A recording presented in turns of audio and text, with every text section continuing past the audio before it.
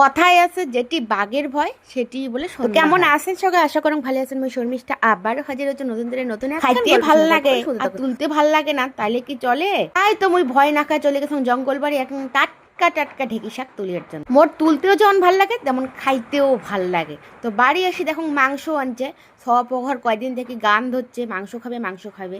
তো মাংসগুলো ঢাল নিলাম আর ঢেকি শাকও বেছে নিলাম। আরও যা যা হবে সব কিছু কাটা বাছা করে নিয়ে চলিয়ে চোখ রান্নাঘরটা এখন লেফা মোচা করে নিচ্ছ। আর দুই দিন থেকে ওই চৌকা রান্না করা হওয়া হচ্ছে না সেই জন্যে।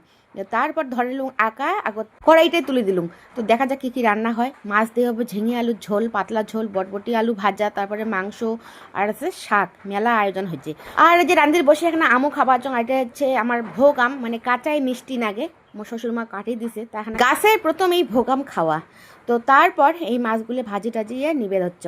তো মাছ ভাজা শেষ হয়ে গেল সেই তেলতে দিয়ে দিলাম কালো জিরে ফোড়ন, পেঁয়াজ দিয়ে দিলাম ঝিঙে আলু, কাটি রাখা ঝিঙে আলু দিয়ে নুন দিয়ে নাড়াচাড়া করে দিলাম ঢাকিয়ে, ঢাকনা তুলিয়ে এখন জলও বেড়েছে তো নাড়াচাড়া করে দিয়ে দিলাম হলুদ দিয়ে সুন্দর করে কিন্তু ভাজা করে নিলাম। আর কোনো মশলাপাতি পড়ে নয়। আর ভাজা করে নেওয়ার পর দিয়ে দিলাম ঝোলের জল ফুটিয়ে উঠলে দিয়ে দিলাম মাছ ছাড়িয়ে। তো মাছগুলো সাঁতার কাটতে থাক, জল খায় ঢাবঢাবা নাগুক। এই তো হয়ে গেছে, এবার নামিয়ে নেওয়ার পালা। তো দেখো কালারটা কত সুন্দর হয়েছে, মশলা ছাড়া ঝোল।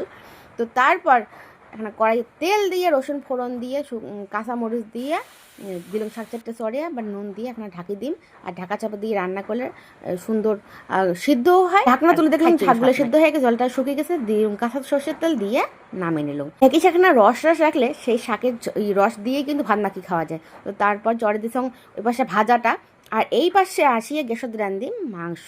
কারণ চোখে রান দিলে মোর একেবারে সব কিছু ধোয়া পাকলা করা খাবে, মানে ওই চোখে টোকে ডিকি করা খাবে, কড়াইও মানজা সেই কাজটা করা যাতে না খায় সেই জন্য গ্যাসত রান্না। তো আগত কড়াই তুলে দিয়ে আলুটা ভাজে নিলুম। তারপর বেশি করে এখানে তেল দিয়ে দিলাম তেজপাতা আর গোটা গরম মশলা ফোড়ন দিয়ে পেঁয়াজ দিয়ে সুন্দর করে লাল মানে চিনি দিলাম, তাতে কিন্তু মাংসের কালারটা সুন্দর আছে। মাংস দেওয়ার পর একটা টমেটো কাটি দিলাম, নুন দিয়ে নাড়াচাড়া করতে থাকা হবে। এলা কত জল হলুদ, এবার জলগুলোতে সিদ্ধ হতে থাক। তো জলগুলো শুকাইতে আমি কিছু মশলা বাটি নাং।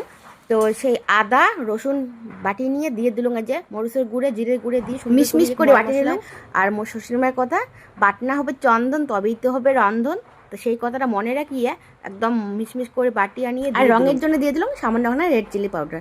তো এখানে নাড়াচাড়া করে দিয়ে দিলাম আলুগুলো দিয়ে এবার সুন্দর। আর কিন্তু আমি জল দেন মাংসের যেখানে জল বেড়েছে সেই জলতেই কিন্তু সুন্দর করে সিদ্ধ হয়ে গেছে। তো কিছুটা কষার নামে দিলাম, মোর ব্যাটার কথা মা আমার জন্য একটু কষান নামে রাখো। তো সেটাই নামে থুইয়া দিয়ে দিলাম গরম জল।